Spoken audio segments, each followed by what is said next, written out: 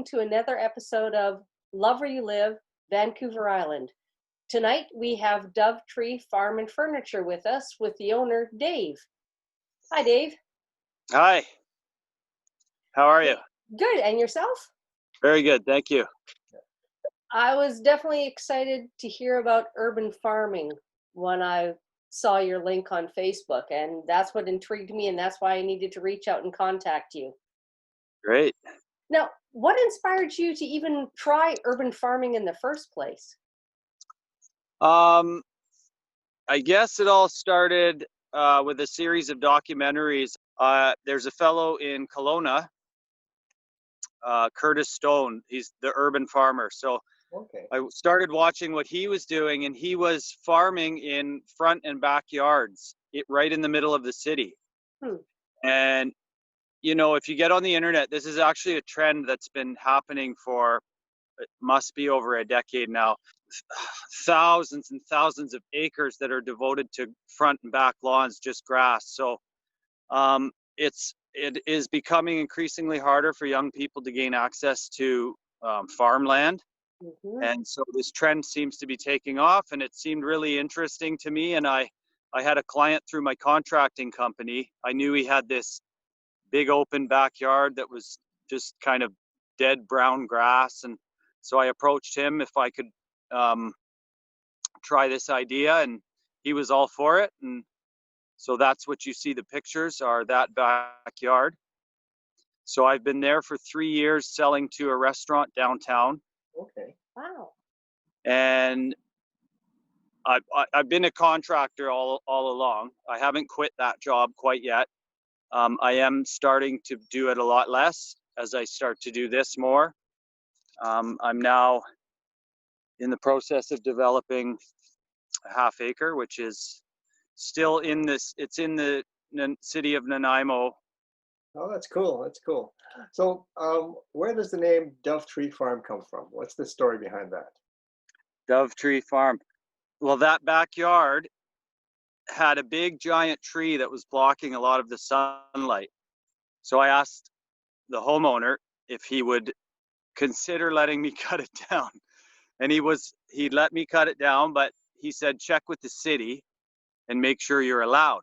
So I checked with the city, and they said, the city came and checked the tree, and yes, I was allowed to cut it down. It wasn't protected species. And they said, the only thing they said is make sure there's no birds' nests up there, because this is the time of year they do their thing. Mm-hmm. Actually, it was so thick I couldn't get up to check. So I assumed there was no bird's nest, but there was a bird's nest, and it belonged to a dove, and that dove flew over top of the backyard for like 2 weeks, I would say. And so to honor that dove, I called it Dove Tree Farm. That's the story. That's cute. And what made you decide that you were going to make this more of your full-time career and push contracting to the back?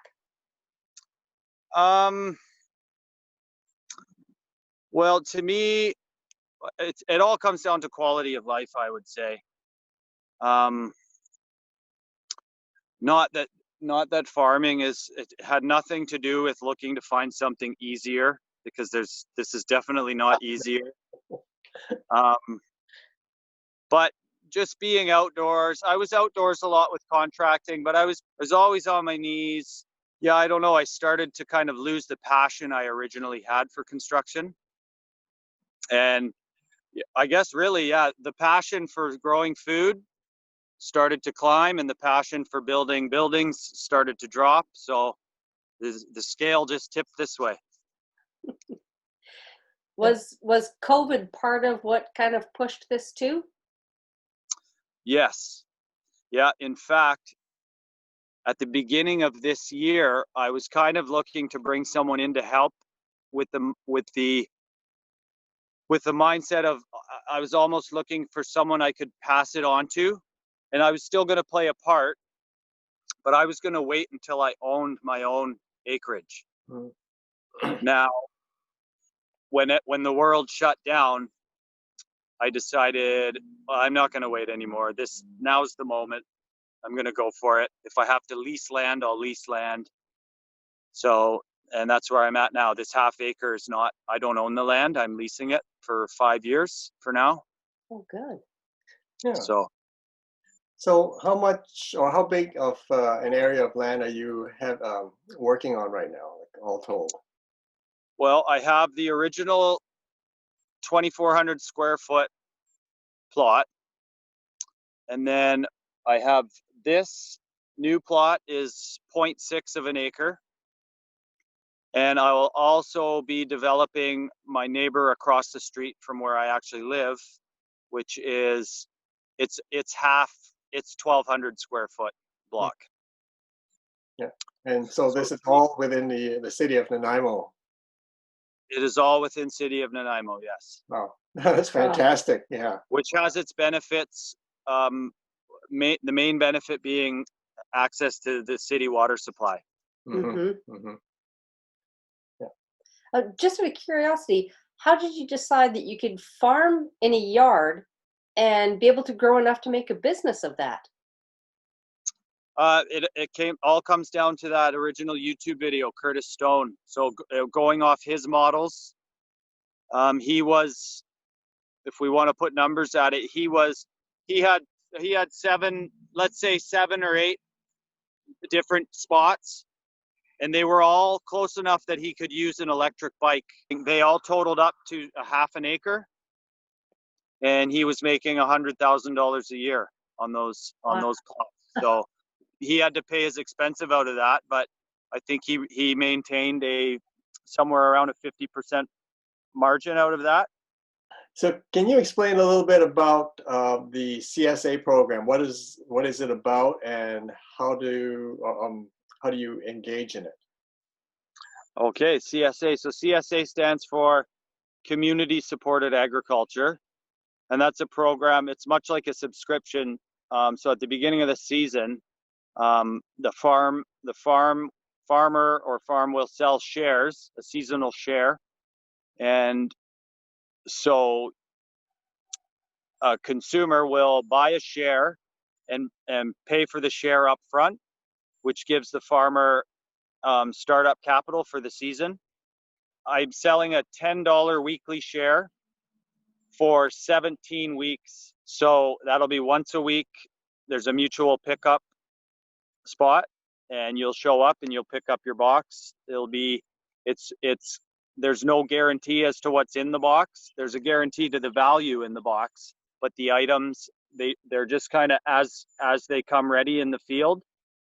So and what's in season. So I don't ask for the whole share up front. We do a 50% deposit, so that's half the season, and then at the halfway point you'll pay for the second half of the season. So it's a good size box it's meant for a family, or anybody who likes to eat a lot of vegetables. I know we're really excited about getting our first box of vegetables from you. Can you give us an idea of what variety of vegetables you're growing? Absolutely. We've got kale, and we've got Swiss chard, and we've got 3 types of lettuce: a romaine, a green curly lettuce, and another one called outrageous red. So it's got a lot of red color to it. So those are the 5. Oh, and spinach. So 6 leafy greens. For root vegetables, I've got beets and carrots. I got a few potatoes going. And then, of course, we'll have summer squash. So we'll have zucchini, yellow zucchini, crookneck squash, which it's another summer squash, kind of like zucchini. What else do we have? We have all kinds of tomatoes and peppers and cucumbers. That'll be in the new greenhouse. We'll have basil out there.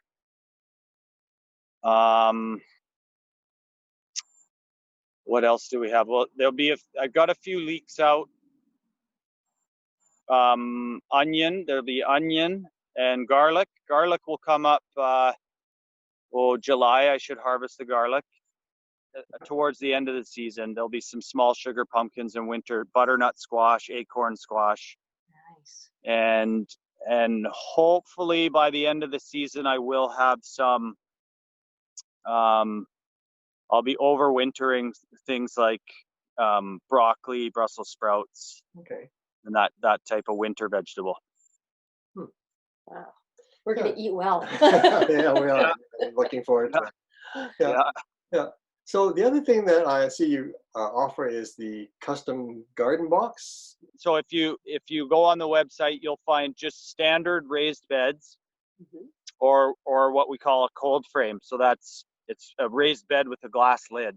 So you get the greenhouse effect, and you can plant leafy greens in there that will they will go dormant right in December, January, but they will, at the first sign of any spring temperatures, they'll revive, and you'll have nice early salad greens Hmm. much sooner than if you plant them in the spring.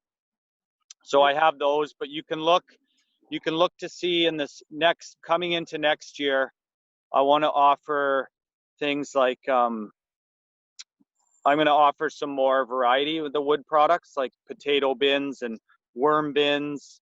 I'm going to get a little more creative. I just, it all came together so fast in the spring. I just did kind of what was simple, the raised beds and the cold frames. So, And yeah. there was also on your website about site preparation. So you actually go to people's yards?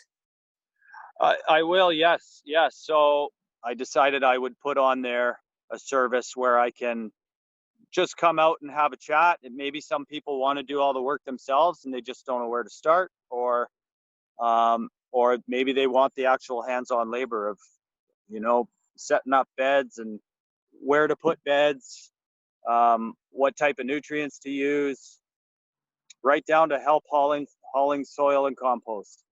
And Yeah. the other part of your business is farm and furniture. So what kind of custom furniture do you build? Yeah. So pretty much anything you want, really. So I have a fully outfitted shop, tables, chairs, benches, Hmm. beds, dressers. And so that's kind of the goal for, the winter, the off season. Okay.